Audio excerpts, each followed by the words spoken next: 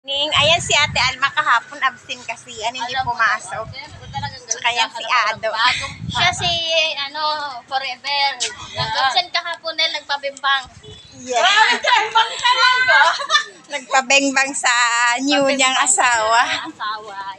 Oh, sana may asawa. Hello guys. Puta ka, hindi kami. Hello. Ayan si Ate Alma. Naghahanap lang ako. Naghahanap yan ng bagong Ay, gagi. Ayan na yan. Naghahanap pa ulit. O syempre, kaya talaga pag naghahanap.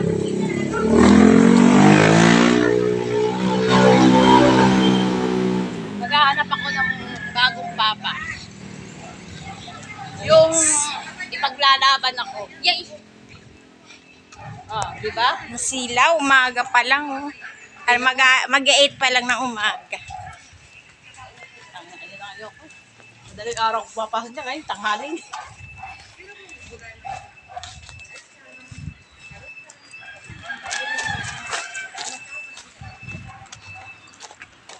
Ay, ano na yung friend ko?